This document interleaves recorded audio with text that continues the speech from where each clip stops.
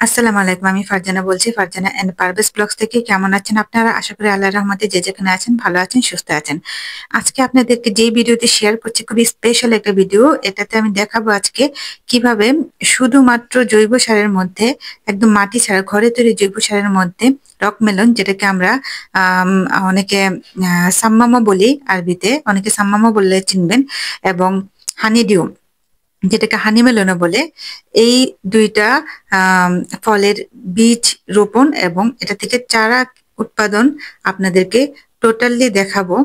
এবং একটা সত্যি কথা বলবো, সেই সত্যি কথাটা অবশ্যই ভিডিওর শুরুর দিকেই বলবো, কিন্তু শেষ পর্যন্ত অবশ্যই আপনাদের দেখতে হবে কিভাবে এই বিদেশি ফল দুইটার বীজ থেকে চারা গজালাম, তাও ছাদ বাগানে, ছাদের মধ্যে। এই যে যেটা একটু গাঢ় কালার দেখতে পাচ্ছেন, সেটা হলো রক মেলন, যেটাকে সাম্মাম বলা হয়।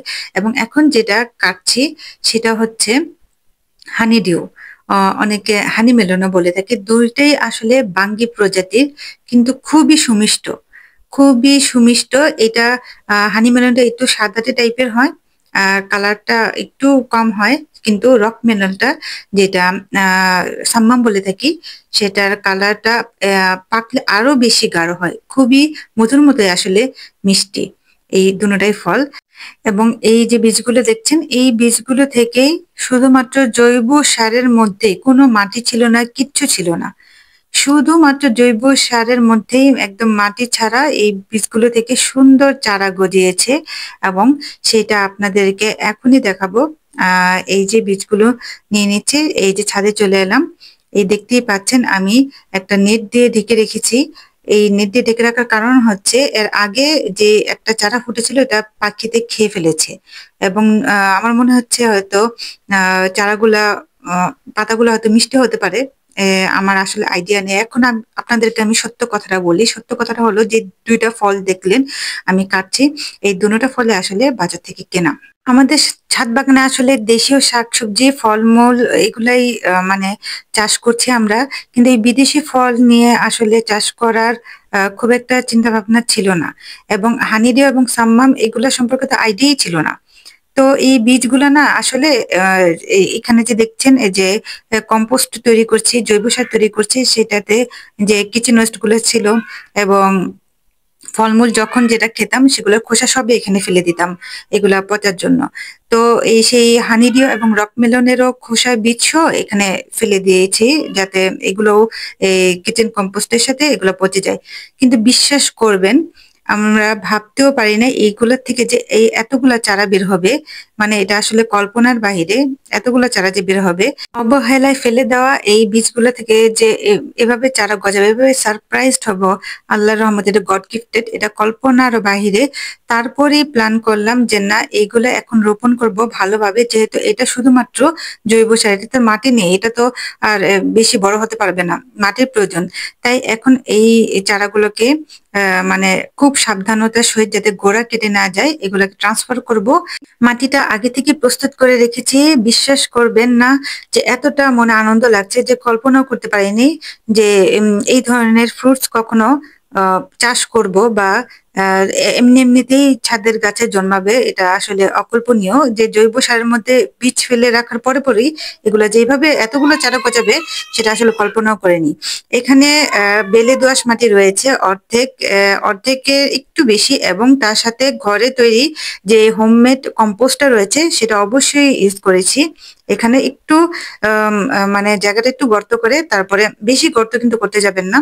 তারপরে খুব সাবধানতার সাথে এই চারাটা, প্রথমে রক মেলনের এই চারাটা আগে বসিয়ে দিলাম।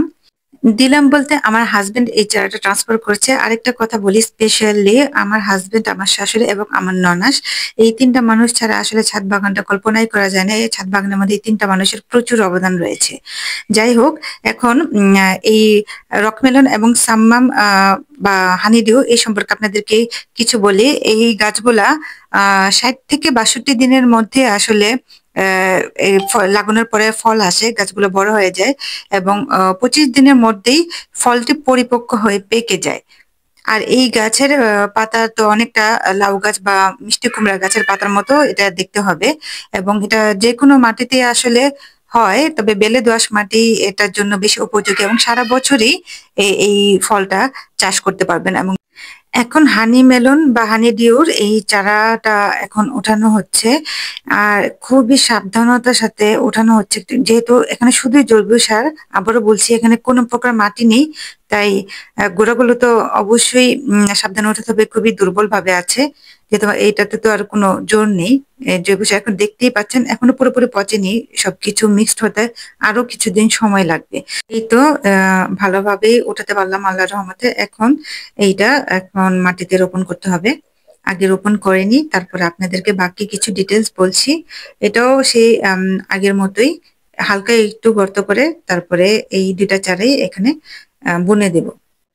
আমাদের দেশের ছাদ বাগানগুলোতে আসলে এই রকমেলন এবং হানিডিউ এই ফল দুইটার খুব একটা আম, চাষের খুব একটা আহামরি এরকম প্রচলন নেই, তবে আস্তে আস্তে যারা ছাদ বাগান করছেন তারা নিশ্চয়ই এটার চাষটা অবশ্যই শুরু করবেন। আমি তো মানে উম, খুবই সারপ্রাইজড যখন আমি এই চারাগুলো দেখলাম গজিয়ে গেছে।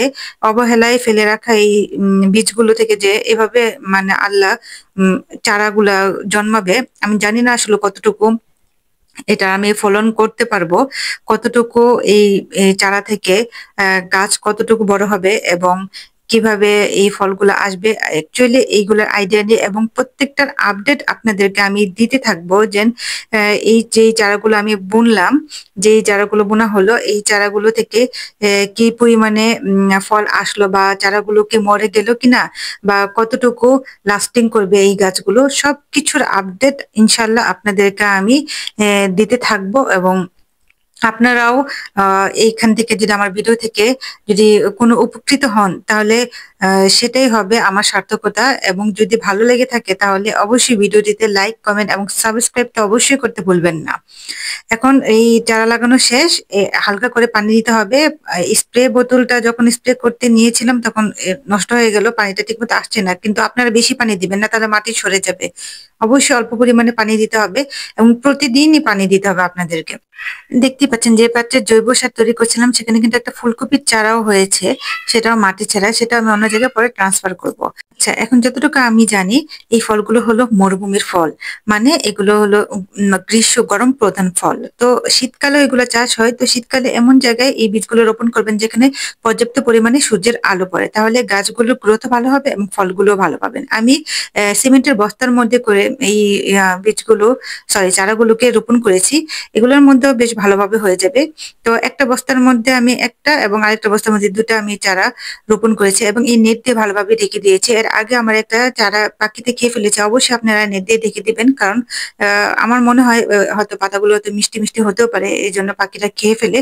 তো নেটটা আপনারা অবশ্যই দিবেন, দেওয়াটা খুবই প্রয়োজন এই চারাগুলোকে যদি একটু বাঁচিয়ে রাখতে চান। একটা সারপ্রাইজিং বিষয় আপনাদেরকে দেখায়, এই যে আমি আরেকটা পরিত্যক্ত বালতিতে যে জৈব সার তৈরি করছিলাম, এটার বয়স খুব একটা বেশি না। এখানে দেখেন আরেকটা রকমেলনের চারা ফুটেছে, এটা একদম সারপ্রাইজিং। এটার মধ্যে আসলে ফেলিনি, সামহাউ কোনোভাবে এখানে কিছু হয়তো বীজ পড়ে গিয়েছে, কোনো উম, কিভাবে পড়েছে আই ডোন্ট নো, আসলে কোনোভাবে হয়তো আমাদের হাতেই এখানে বীজটা পড়ে গিয়েছে, এখান থেকেও একটা চারা গজিয়েছে। আল্লাহর আমাদের দেখতে পাচ্ছেন আমাদের জৈব সারের গুণে। এই যে দেখেন এই ধুন্দুল গাছটা খুবই ছোট্ট একটা ধুন্দুল গাছ, এই ধুন্দুল গাছটার মধ্যেও কিন্তু ফল এসে গেছে।